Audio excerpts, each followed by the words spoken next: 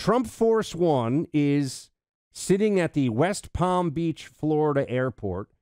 Donald Trump on Truth Social has truthed. Isn't that what we say? Right? Truthed? Thank you. That's what we say. Yeah. Truthed out the following, Clay. I will be leaving Mar-a-Lago on Monday at 12 noon right now, heading to Trump Tower in New York. On Tuesday morning, I will be going to, believe it or not, the courthouse. America was not supposed to be this way. I mean, you've got Secret Service agents, by the way, Clay, also being subpoenaed and are expected to testify before the D.C. grand jury later this week. Now, that would be for the special counsel, and that means Jack Smith and the federal investigation of Donald Trump. This is, I mean, the circus here is just beginning, man. I don't know how this plays out, but I do think, and we may send producer Allie out to the streets tomorrow to see how things go outside of the Manhattan courthouse. I do want to impress upon everyone, be smart. If you are a diehard Trump supporter, and I know many of you out there are, they are looking, you know this, Buck, but I think it's important to tell all of our audience, they are looking for someone or a group of people to engage in violent behavior so they can throw you in prison for years and argue this is a direct connection to January 6th.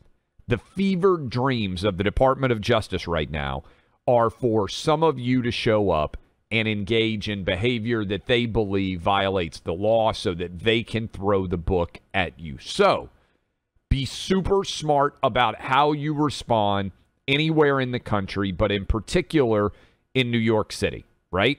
Because they are looking for an opportunity to arrest you, to put you in prison, and to keep you there for as long as they can. They want desperately, they would want nothing better than to be able to try to tie whatever happens tomorrow with the indictment, with the turning in, with the mugshots, with the fingerprinting.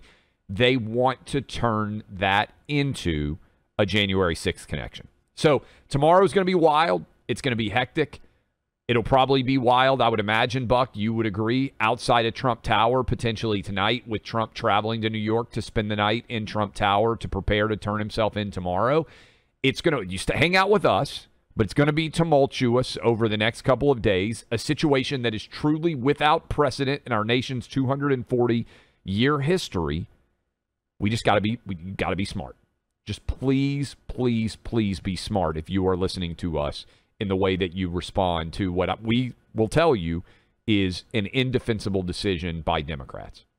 I mean, the best way to respond to this, I think, for most people, is understand that this is all about power for Democrats. This is all about 2024. It's all about them staying in positions of authority over you and your life and using the system as it stands to achieve that.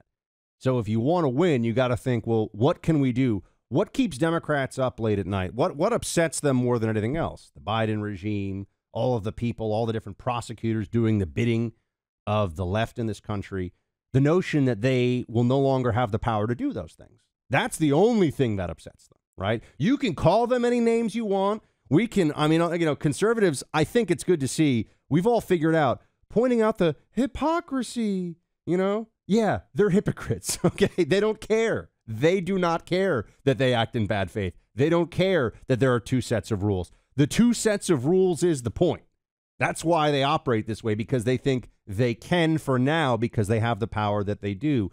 So what I'm saying is, remember this, organize, convince people in your life and around you of the reality of the challenge that we face right now, and do everything that we can, do everything you can as a citizen to take power from Democrats by the only means we have at this stage, which is, of course, at the ballot box. Now, I know that's a bit far away, but grassroots organizing, pushing so that you have a Republican Senate or Republican House based on the outcome from your that stuff is all in play right now. And I understand that can be not very satisfying for some people to hear right now.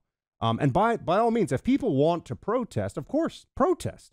And that's fine. And protesting has a place and always has had a place in the American polity. But to go protest, for example, in New York City, right? If you want to get a rally, a pro-Trump rally together, you want to do it in Texas. You want to get, 10,000, 50,000 people together in a stadium somewhere or whatever, or out on a town green, and you want to protest peacefully to show that we recognize this as tyranny, that's all fine.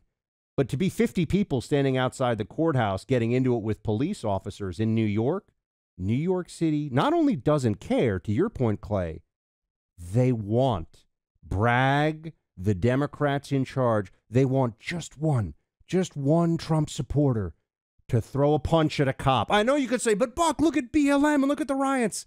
It doesn't matter. They don't care that they play dirty and they're unfair. Do not play into the thing that they want you to do. They'll run it on loop on MSNBC and CNN ad infinitum.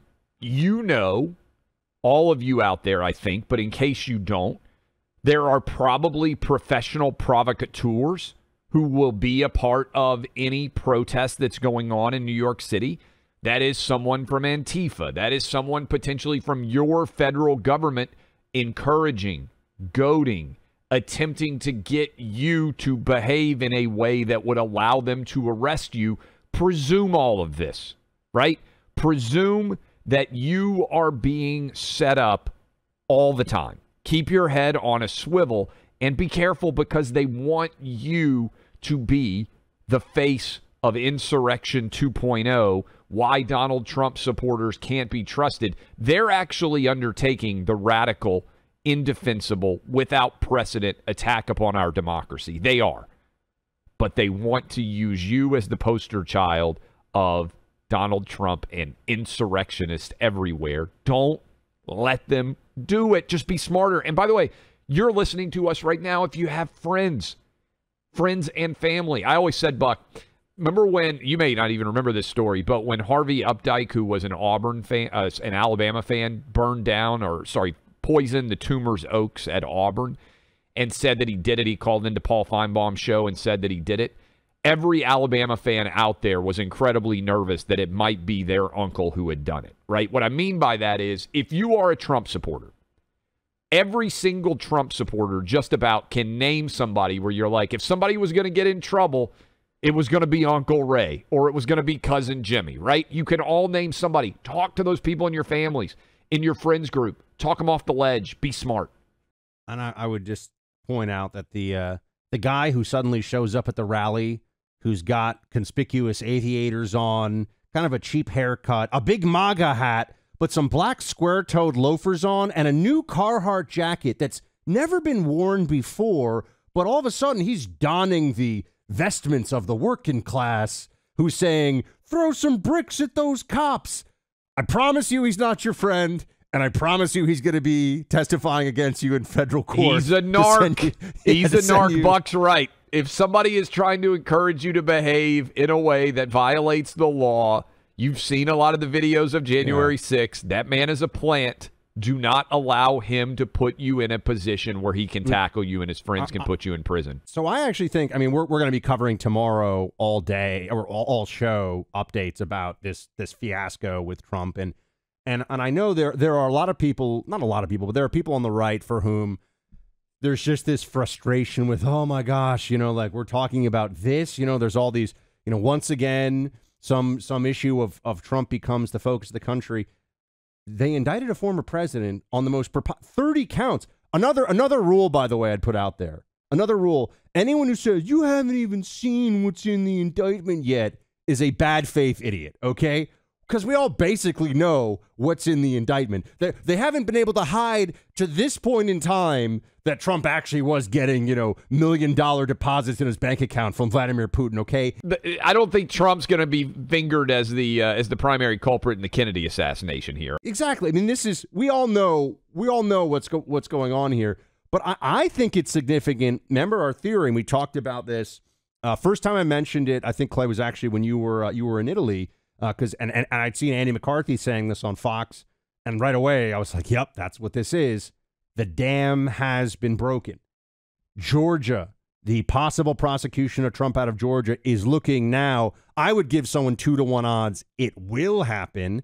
And now I wouldn't say this is as certain, but a possible federal prosecution of Donald Trump on, remember, the special counsel now, the Jack Smith special counsel, which is looking at Mar-a-Lago and January 6th stuff, Trump isn't president anymore. There is no constitutionally based protection. There's only the good faith political protection of we don't prosecute former presidents, particularly over nonsense. They're calling a bunch of Secret Service guys on Friday. They're looking to push the Mar-a-Lago documents issue, and here's what they're going to say.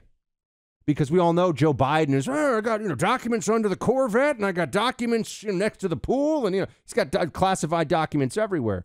They're going to say it's not the documents. Clay knows this already. It's not the documents. It's the obstruction of the retrieval of the documents. And now that you've already prosecuted Trump with one thing, as frivolous as it may be, they're just turning, this is the frog in the boiling pot. The temperature is just going up and up. The weaponization of the law up and up.